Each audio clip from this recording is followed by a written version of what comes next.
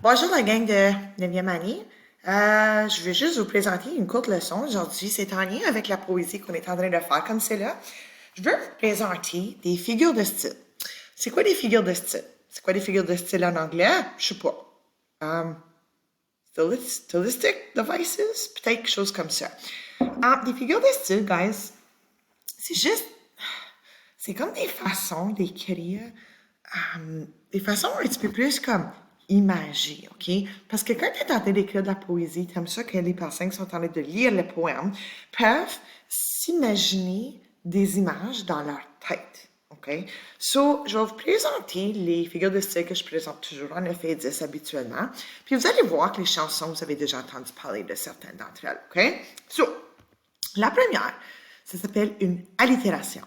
Puis une allitération, c'est tu vas répéter la même consonne à plusieurs reprises à l'intérieur de comme une phrase, OK? So, je vais juste vous montrer les exemples que j'ai là. Il a retrouvé sa châtelaine si soyeuse, si sereine. So, il y a le son S qui se répète dans ce vers-là, qui fait que c'est juste comme ça. Ça donne un effet, disons, à la phrase. Pour qui sont ces serpents qui sifflent sur nos têtes? Encore aussi. Ça, c'est deux allitérations qui sont quand même reconnues, là, disons, dans la langue française. OK. So, la deuxième figure de style, c'est la comparaison. Le mot-clé dans une comparaison, c'est comme. So, tu prends quelque chose, puis tu vas le comparer à quelque chose d'autre, puis tu vas clairement utiliser le mot comme dans ta phrase. C'est juste pour vous montrer quelques exemples. Elle est devenue rouge comme une tomate. So, mettons, tu es en train d'écrire un texte, puis tu dis elle est devenue rouge. OK. Ça ne dit pas grand-chose, right? Mais en ajoutant elle est devenue rouge comme une tomate, là, on peut vraiment comme se former une image dans notre tête. Oh my God, OK, ouais, elle est vraiment rouge. Richard bondit, on pourrait dire ça. Il bondit, ouh! Mais ce qu'on dit, il bondit comme un lion, ben là, encore, on peut s'imaginer à quel point il bondit comme un très haut. Eric était têtu comme une mule. So, voilà, le mot comme est partout. On peut utiliser le mot semblable à ou tel aussi. So, c'est comme, disons, des synonymes du mot comme. Là. OK. Numéro 3.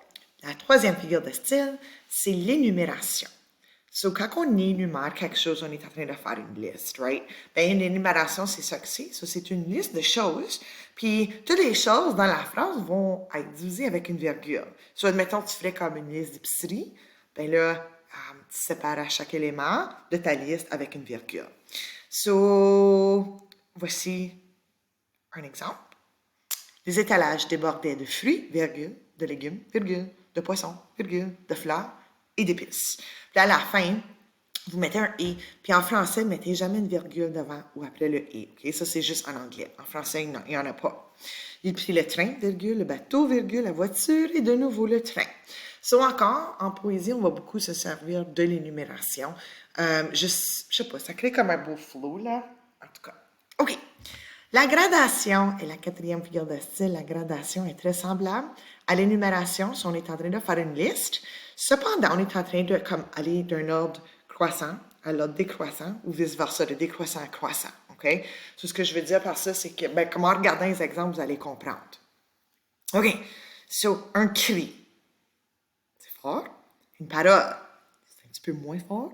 Un murmure, encore beaucoup moins fort, le fait sursauter. Si on part du plus haut, puis on s'en va au plus bas. OK? So, je l'aime. On est là. Je le chéris. On est là. Je l'adore. On est là.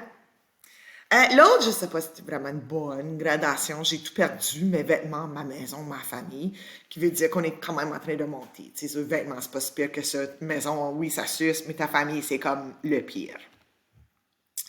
OK. So, des fois, c'est difficile à faire la distinction entre l'énumération et la gradation. Ça, il faut vraiment que vous regardez comme il faut. OK? L'hyperbole, c'est probablement ma figure de style préférée. Ça, c'est qu'est-ce qu'on appelle une exagération. OK? So, disons, qui dans votre classe là, qu'on pourrait utiliser comme exemple? Je vais utiliser, on va dire peut-être Zoé, OK? Zoé demeure à l'autre bout du monde. Ce que je suis en train de dire, Zoé, non, Zoé ne demeure pas à l'autre bout du monde, mais je suis juste en train de dire qu'elle demeure très, très loin. Ça, c'est une façon, comme, On exagère juste pour comme mettre, disons, de l'ampleur sur qu'est-ce qu'on est en train de dire. Je meurs de faim. Celle-là, on l'utilise souvent. Est-ce qu'on est en train de mourir de faim? Non. Mais c'est juste pour montrer à quel point qu'on a vraiment faim. Ça fait une éternité que je l'ai vu. Ça fait pas une éternité, ça fait très longtemps. Ce bruit aurait réveillé un mort. Nous étions tous morts de rire. J'ai tellement faim que je mangerais un cheval. OK? Ça, c'est ça. Ça, c'est de l'hyperbole. En anglais, hyperbole, quelque chose de même, en tout cas. OK, sur la métaphore. La métaphore, essentiellement, c'est exactement la même chose qu'une comparaison, mais il n'y a pas le mot comme. OK? So, si je retourne en roue ici à la comparaison, je vais les transformer en métaphore. OK? Elle est devenue rouge comme une tomate. Elle est une tomate. Richard bondit comme un lion. Richard est un lion. Eric était-tu comme une mule? Eric est une mule. Si on enlève le mot comme, puis vous êtes quand même capable de figurer qu'est-ce qu'on est en train de dire dans la phrase. Ça, je vais retourner ici.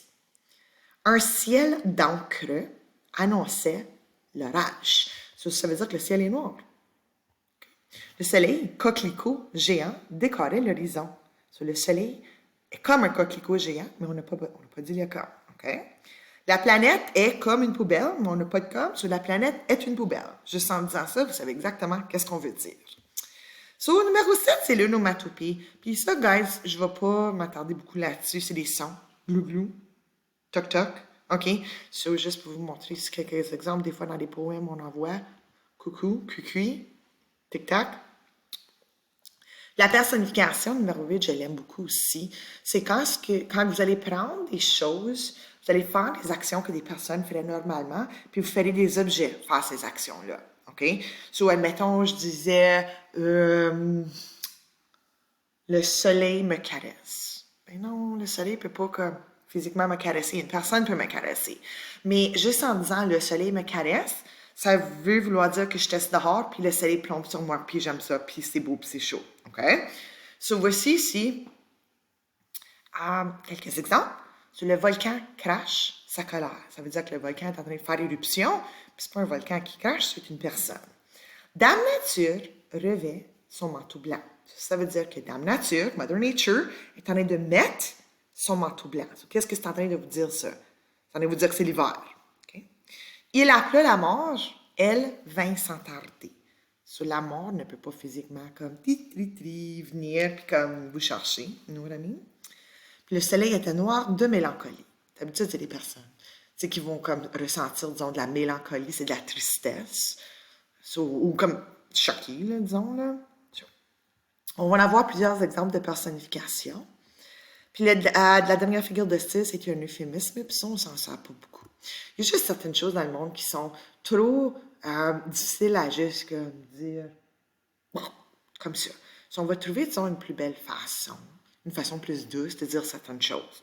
Par exemple, okay, si quelqu'un meurt, ouais, il est mort. Ben non, c'est comme un peu comme rude, là, ça te frappe dans le visage. On pourrait dire peut-être au lieu, elle nous a quittés. Juste en disant ça, vous savez exactement ce que je veux dire, right? On le remerciait pour ses services hier. Ça veut dire qu'on a clairé cette personne-là de sa job.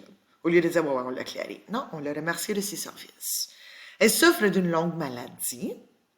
Les malentendants requièrent notre attention. Au lieu de dire les sourds, on va dire au lieu les malentendants.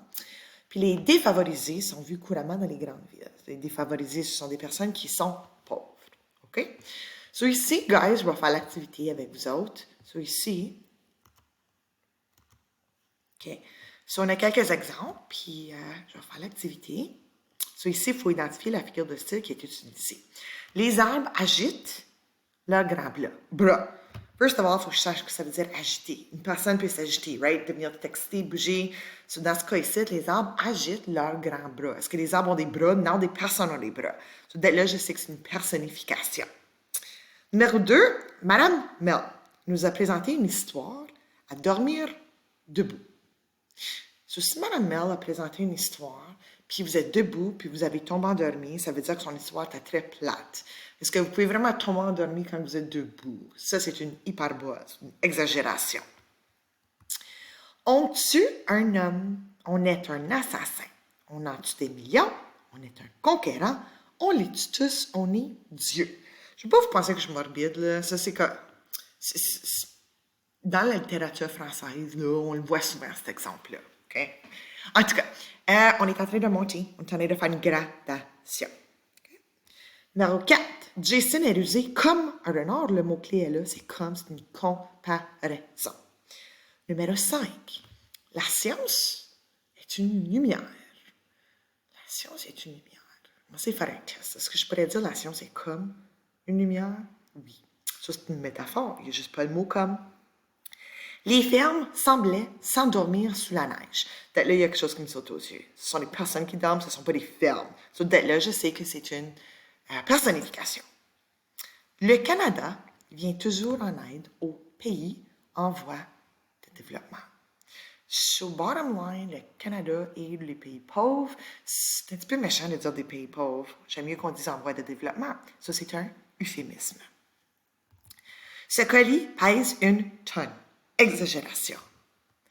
C'est un coin de verdure où chante une rivière. Est-ce qu'une rivière peut chanter? Non, non, non. Personnification.